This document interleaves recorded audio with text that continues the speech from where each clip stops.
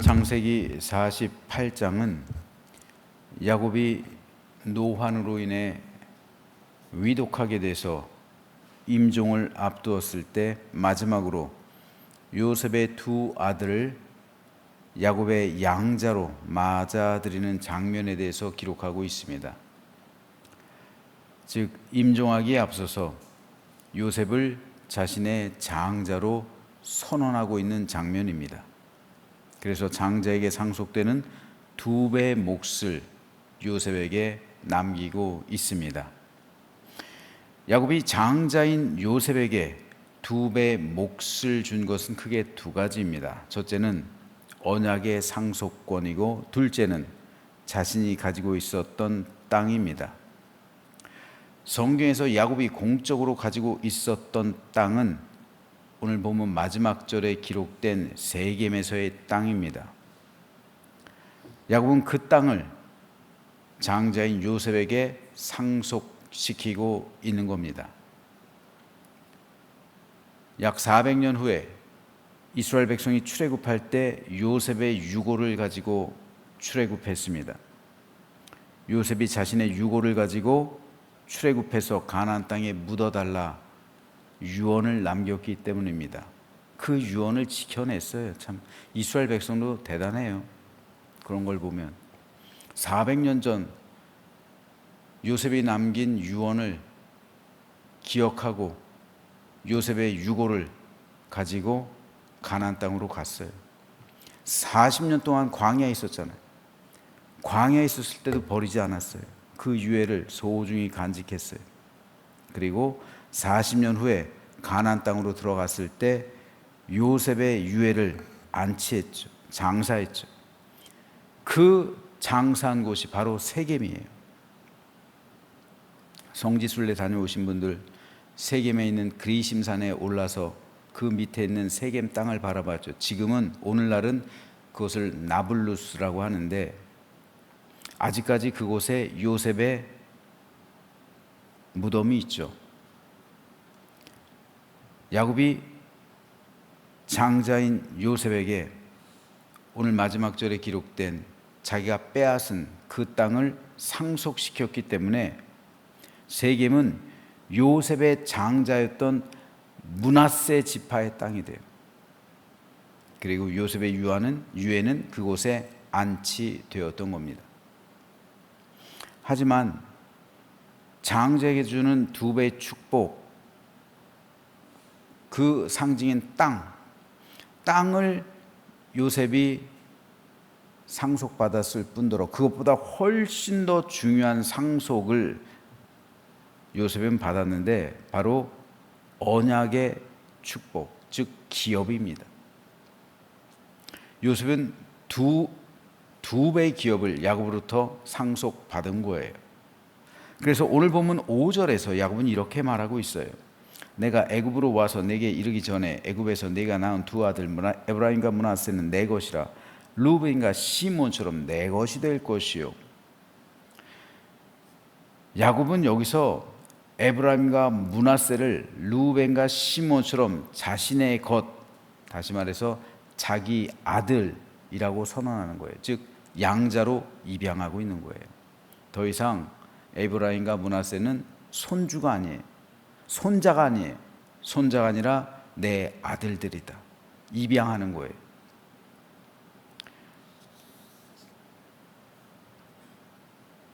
왜요? 두 몫이잖아요. 두 몫. 두 몫을 주기 위해서요. 그래서 요셉이 아니라 요셉의 두 아들을 야곱의 아들로 입양하고 있는 거예요. 양자가 된 거예요. 그러니까 손자가 아니라 이제 아들이에요. 시몬과 루벤처럼 유다나 단이나 납달리처럼 똑같은 형제의 반열에 있는 거예요. 에브라임과 므낫세는 그래서 이 유다 이런 루벤 이런 사람들을 삼촌, 작은아버지, 큰아버지 이렇게 안 불러요. 형님이라고 부르는 거예요. 형님. 그때부터 촌수가 그렇게 되는 거예요. 제가 질문을 하나 드리겠습니다. 야곱의 아들들 몇 명입니까? 12명이잖아요. 쉬운 질문이잖아요. 루벤, 시몬, 레위, 유다, 단, 납달리, 갓, 아셀, 이사갈, 스불론, 요셉, 베냐민.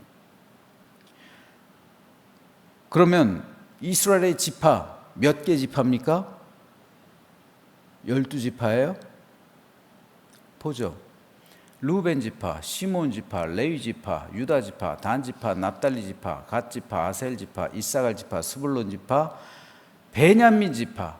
근데 요셉 지파여야 하는데 요셉의 이름은 빠져요. 요셉 지파가 아니에요. 두 몫을 주었기 때문에 두 몫이기, 장자의 목 두 몫이기 때문에 요셉 지파가 아니라 에브라임 지파와 므낫세 지파. 그럼 총 13개 지파가 되는 거예요. 그런데 13개 지파인데 모세 시대 이후로 레위 지파는 따로 레위 지파, 성전에서 성막에서 봉사하는 지파로 하나님께서 따로 구별하시죠. 그래서 레위 지파 플러스 12지파가 되는 거예요. 그러니까 원래는 13지파예요. 요셉은 장자의 몫을 받았기 때문에 에브라임 지파 그리고 므낫세 지파 두 개 지파의 몫을 받은 거예요. 장자의 몫으로 2배. 그러니까 이스라엘 지파는 총 13개 지파. 근데 12개 지파라고 하는 거는 레위 지파 플러스 12개 지파. 이렇게 생각하시면 좋을 것 같습니다. 자, 여기서 우리가 중요하게 볼 것은 요셉 지파는, 그래서 성경에 딱 요셉 지파라는 말은 성경에 2번밖에 안 나와요. 민수기에 1번 나오고요. 그리고 요한계시록에 1번 나오고요. 요셉 지파가 아니라 요셉은 장자였기 때문에 2배 목, 에브라임 지파, 므낫세 지파. 그리고 에브라임과 므낫세를 지금 창세기 48장에서 자기의 아들로 입양하고 있는 거예요. 자, 근데 제가 여기서 한번 생각해 본 건요. 곰곰이 생각해 봤어요. 어저께 설교를 준비하면서. 에브라임과 므낫세는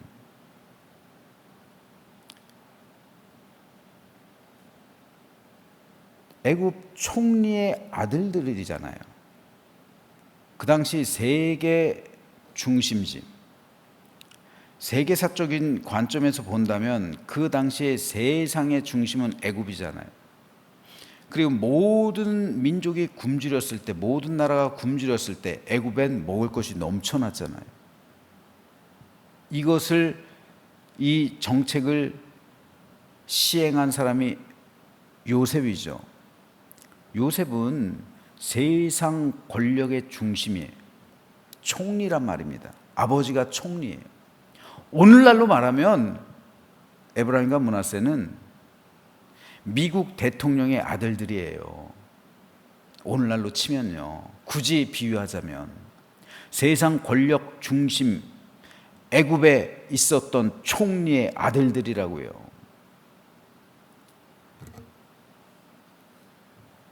더군다나 할아버지는요. 외할아버지는 애굽의 대제사장이에요. 종교 권력의 중심. 엄마가 대제사장의 딸이잖아요. 그러니까 정치적으로는 정치 1번지 총리, 종교 1번지 대제사장, 아빠는 그렇고 엄마는 그렇고 뭡니까? 권력의 중심, 모든 부와 권세를 가지고 있었던 집안의 아들들로 므낫세와 에브라임이 태어난 거예요. 금수저 중에서도 금수저, 소위 말하는 다이아몬드 수저란 말입니다. 다이아몬드 수저. 그걸 입에 물고 태어났어요. 안 부러우세요? 무지하게 부럽죠. 아유, 나는 흙수저를 입에 물고 태어났는데, 그죠? 그런데 여러분, 지금 이 야곱이 이런 에브라임과 므낫세를 자기 아들로 입양하고 있는 거예요. 그럼 뭐예요? 이 에브라임과 므낫세는 한순간에 시골 촐로의 아들이 되어버리는 거예요. 그러면 므낫세랑 에브라임의 입장에서 한번 생각해 보세요, 여러분. 여러분이 만일 므낫세랑 에브라임이라면 애굽의 총리인 아버지, 외할아버지는 애굽의 대제사장, 그 아들로 남고 싶습니까? 아니면 시골 촐로 여태까지 평생토록 양치던 목자의 아들로 입양되고 싶습니까? 당연히 총리의 아들로 남고 싶지, 누가 그 촐로의 그 양치던 사람의 아들로 입양되길 바라겠어요, 그 아버지를 떠나서.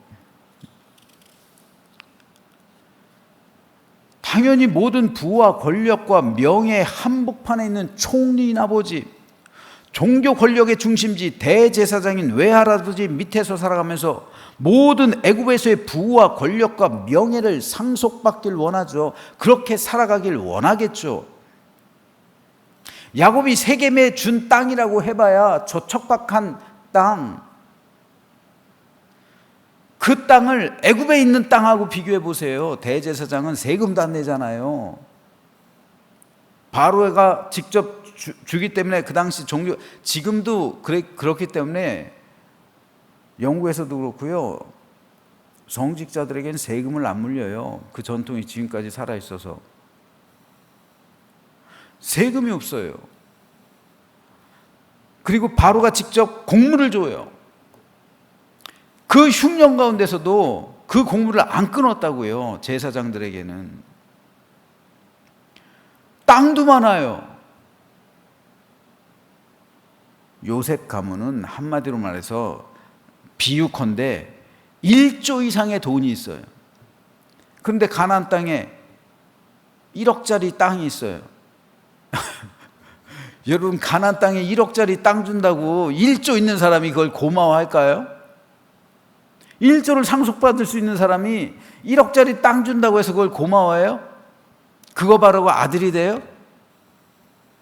논리적으로나 이성적으로나 합리적으로 볼 때 말이 안 되죠. 아들이 안 되는 게 좋은 거예요. 에브라임과 므낫세는 굳이 왜 이 야곱의 아들이 돼가지고 왜 그들과 함께 엮여요? 그냥 애굽에서 살면 편한데.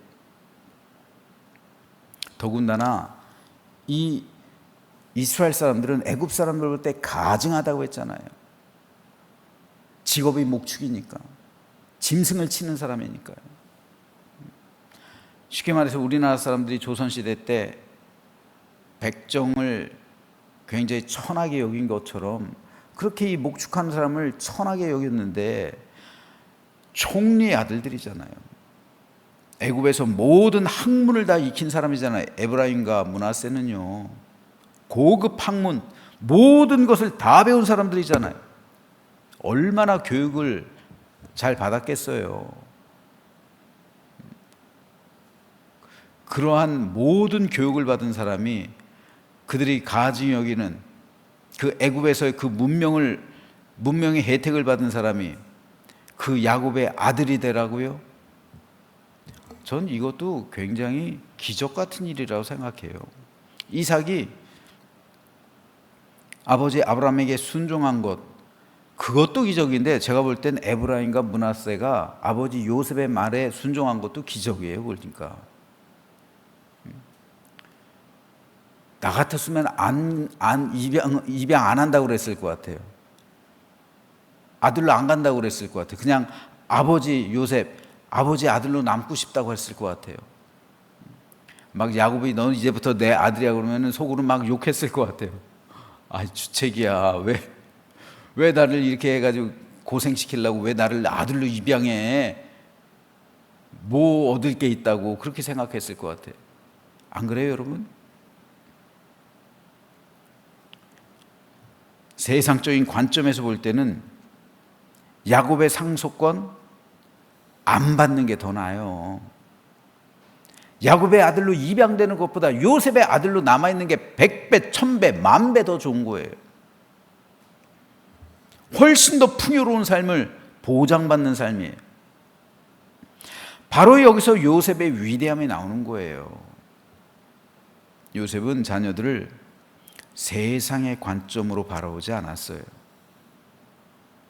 아브라함과 이삭과 야곱의 언약을 이어받을 믿음의 관점으로 자녀들을 바라봤다는 말이에요. 따라서 재산과 명예와 권력과 부를 유업으로 상속시키는 것보다 하나님의 언약을 유업으로 상속시키는 길을 선택했단 말입니다. 이 정도 믿음 되니까 하나님께서 야곱의 가족을 요셉에게로 보낸 거예요. 이 정도 믿음 되니까, 이 정도 언약에 대한 확신이 있으니까 그 언약을 소중히 여겼던 것이고요. 그래서 장자로 삼았을 때 요셉이 순종했던 거예요. 그리고 두 아들 기꺼이 야곱에게 두 아들로 입양시켰던 거예요. 그래서 여호와 하나님의 언약이 요셉을 통해서 애굽에서 보존될 수 있었던 겁니다. 이 정도 믿음이 있으니까요. 그렇지 않으면 하나님의 언약의 계승이 요셉이 없었더라면 계승되기, 물론 다른 방법으로 계승되었겠지만 쉽지 않았을 겁니다.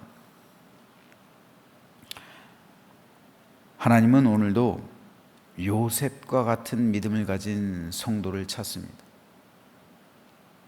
우리는 사랑하는 자녀들에게 세상에서의 부와 권력, 명예와 재산을 남겨주길 바라요. 부모라면 모두 똑같은 마음일 거예요. 내 아이, 내가 흙수저로 태어난 것도 속상한데 내 아이가 흙수저로 태어나게 한 것 참 미안해요. 똑같은 마음이에요. 이게 부모 마음이에요. 그래서 세상에선 나처럼 살지 말고 더 행복하고 더 많은 것 누리고 더 잘 살고 형통하고 성공하고 부유하게 살기를 바라는 마음, 이게 모든 부모의 똑같은 마음이에요. 하지만 오늘 우리는 요셉의 믿음을 배워야 합니다. 요셉은 자녀에게 세상에서의 부와 재산, 명예와 권력, 형통과 성공의 길, 그것을 물려주기보다는 하나님의 언약을 물려주는 것을 선택했기 때문입니다. 하나님께서는 이 요셉, 이 믿음을 사용하시는 거예요. 결국 요셉의 선택이 옳았어요. 왠지 아세요, 여러분? 요셉은 에브라임과 므낫세 두 명의 아들만 낳은 게 아니에요. 오늘 본문에서 야곱이 말하는 것처럼 이들 외에 네게 태어나는 자식들은 네 아들이 될 것이다. 다시 말해서 요셉의 밑에는, 요셉은 에브라임과 므낫세 말고도 다른 아들들을 낳았다는 말이에요. 이미 있었다는 말입니다. 그런데 놀라운 사실이 뭔지 아세요? 성경에는 그 아들들의 이름이 기록되어 있지 않아요. 에브라임과 므낫세 빼고요. 왜요? 왜 요셉의 나머지 아들들의 이름을 기록하지 않을까요? 그들은 애굽에 동화됐기 때문에 그래요. 할아버지가 누구라고? 왜 할아버지가? 태양신을 섬기던 사제잖아요. 그 사제 중에서도 으뜸 대제사장이잖아요. 애굽의 공식 국가 종교는 태양신 라예요. 라를 섬기던 대제사장이 요셉의 장인, 즉 요셉의 아들들의 외할아버지라고요. 엄마가 태양신을 섬기던 대제사장의 딸이라고요. 즉 그들은, 요셉의 나머지 아들들은 여기에 동화된 거예요. 그러니까 애굽에 남아 있는 거예요. 그렇겠죠. 근데 성경에는요, 루벤을 비롯한 요셉의 나머지 형제들의 아들들의 모든 이름이 다 나와요. 그래서 70명이 거주했다 할 때 다 나오잖아요. 그 아들들의 족보가. 근데 요셉의 가문, 요셉의 집은 므낫세와 에브라임 빼놓고 나머지 아들들의 이름이 전혀 기록되어 있잖아요. 유다 같은 경우는 죽은 아들들의 이름도 기록되어 있잖아요. 근데 요셉은 나머지 아들들의 이름이 없어요. 이들은 출애굽하지 않았단 말이에요. 이들은 태양신을 섬기는 그 외할아버지의 영향으로 그렇게 살아갔다는 거예요. 애굽의 동화대에서.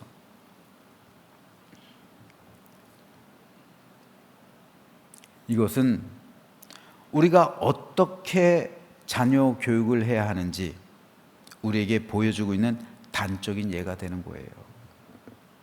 요셉의 모든 것을 물려받고 외할아버지, 태양신을 섬기는 대제사장, 그의 모든 권력, 부, 재산, 명예를 물려받은 나머지 아들들은 출애굽하지 않아요. 당대는 잘 살았겠죠. 그들 당대는 훨씬 므낫세와 에브라임보다 더 풍요로운 삶을 살았겠죠. 하지만 그들의 이름은 잊혀진 거예요. 당대로 잊혀지는 거예요. 그들의 족보는 남아있지도 않아요. 하지만 에브라임과 므낫세의 이름은 4,000년이 지난 지금도 기억되고 있고 그 족보가 지금까지도 남아있는 거잖아요.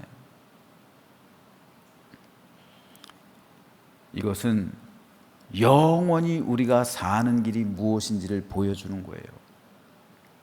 우리 자손이 영원히 살게 만들어야죠. 다시 말해서 그 이름이 생명책에 기록되게 해야죠. 이게 부모에게 주신 가장 위대한 책임이자 사명이에요. 내 자녀의 이름이 생명책에 기록되게 하는 것. 요셉이 에브라임과 므낫세의 이름을 생명책에 기록되게 했듯이 그 사명을 우리 부모에게 준 거라고요. 그래야 다음 세대가 일어나는 거죠. 여러분, 교회에서 목회자 그리고 선생님들은 여러분의 자녀들의 영혼을 돕는 사람이지 책임지는 사람이 아니에요. 그걸 책임지는 사람은 1차적으로 부모예요. 부모가 1차 책임자예요. 2차 책임자는 목회자겠죠. 하지만 부모가 우선이에요. 부모가 노력할 때 목회자와 교사들이 합력해서 선을 이루는 거예요. 그러므로 저는 저 여러분 모두가 우리 자녀들의 믿음을 위해서 요셉처럼 결단을 내리시기를 바랍니다. 어떤 결단이요? 내 자녀의 이름 생명책에 기록되게 하겠다. 이 결단이요. 세상에서 내 자녀로 하여금 성공하고 형통하고 잘 먹고 잘 살고 부유하게 살고, 그래서 우리는 그렇게 고생을 하고 입을 거 안 입고 먹을 거 안 입고 하면서 자녀들에게 남겨주잖아요. 다 남겨주잖아요. 다 주고 떠나잖아요. 근데 다 주고 떠났는데 그 이름이 생명체에 기록되지 않으면 그건 잘못 교육한 거예요. 그런 거 안 남겨줘도요, 생명책에 내 자녀의 이름이 기록되면 그때부터는 하나님께서 책임지시는 거잖아요. 하나님의 자녀가 되는 거잖아요. 예수님의 말씀과 같이 하나님은 살아있는 자의 하나님이에요. 할아버지의 하나님이 하나님, 아버지의 하나님, 나의 하나님, 손자의 하나님, 아들의 하나님, 손자의 하나님 다 따로 만나야 되는 거예요. 그래서 에브라임과 므낫세처럼 언약이 자손이 돼야죠.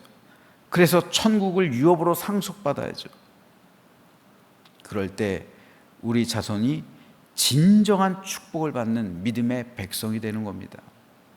저는 저와 여러분 모두에게, 우리 모든 가정에게 이러한 은총과 축복이 임하는 복된 오늘 아침 되시길 소망합니다. 그래서 각 가정마다 믿음의 자손들이 많아지며 그들 모두가 다 하나님 믿는 믿음 가운데 그 이름들이 생명체에 기록되어서 영원한 하나님 나라를 상속받는 믿음의 계승이 우리 모든 가정들 가운데 임하게 되기를 주님의 이름으로 축원합니다.